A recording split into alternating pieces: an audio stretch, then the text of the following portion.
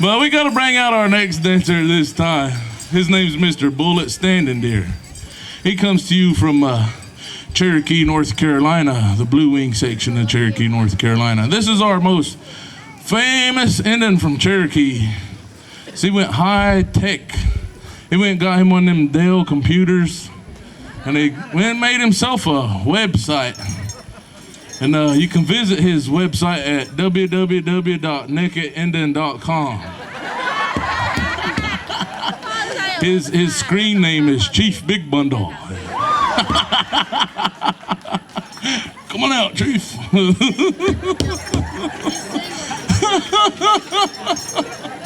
I'm just playing, brother. That's one of my real good friends. We've known each other for quite a while.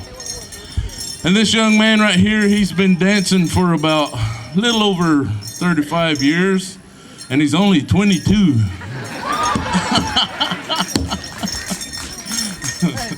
But ladies and gentlemen, as you look at his outfit, it's a little different from the other northern style traditional dancer.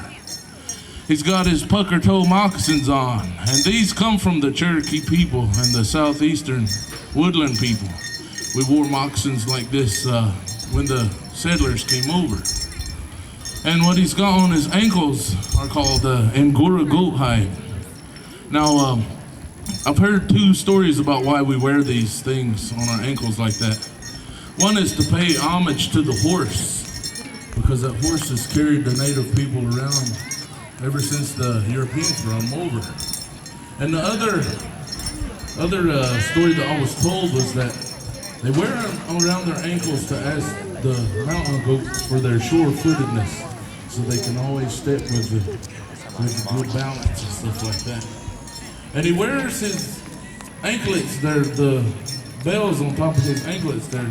Those are to keep in time with the drum. Because when the drum stops, the drum beat stops, the dancer's supposed to stop. And see, that's how they compete against each other, is they dance and they show out their best moves. But if you stop before the drum stops, or you stop after the drum stops, everybody knows, because the bells, you can hear the bells. And also, ladies and gentlemen, he has a breechcloth, and on the side of his breechcloth is his pipe bag. That's what he would carry his stuff he would need, like his flint and his maybe his fire starting equipment. I mean, he'd carry his tools in there.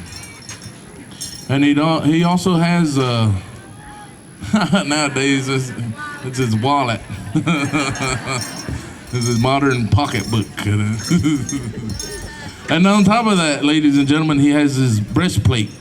Now that breastplate right there, it's made out of bone.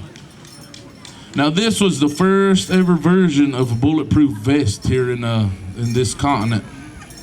And see, some warriors even wore chokers made out of the same material. And these things were used in battle, the breastplate and the choker, is when the enemy shot an arrow or tried to hit you with their club. And if that hit that bone on that breastplate, that bone took most of the shock and you wouldn't get cut. And maybe the arrow would deflect away. And the choker was to prevent your enemy coming up behind you and cutting you from ear to ear. And ladies and gentlemen, in his hand, he's got a coup stick. Now see, the warriors of the plains, some of them believed that it was more honorable to touch your enemy rather than to kill him. And that's what they call counting coup. And the reason why they done this is because if you killed your enemy, who would take care of his children? Who would take care of his family? And so they considered that more honorable to say, I could have killed you, but I didn't. I'll let you go home and be with your family. And that's a big sign of bravery.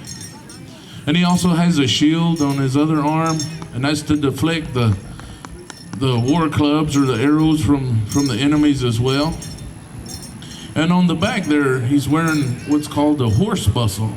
It's kind of smaller than some of the other traditional dancers, because some of the traditional dancers today, they get these big, huge bustles. But those bustles would not have been practical back in the day. They would have gotten in the way. You couldn't ride your horse. You couldn't go through the woods wearing those big muscles. So this one right here, the smaller one, is more of an accurate demonstration of what would have been worn a long time ago. And on his head, has on what's known as a dancer's roach or a pasha. And the warriors wore these headdresses a long time ago. And inside his pasha or his roach, he has his honor feathers. And that he earned those feathers by doing a great deed for his people. And that's why he carries so many feathers, is because he's a real good guy. So give him a big round of applause as he gives to you his style of the men's northern traditional dance.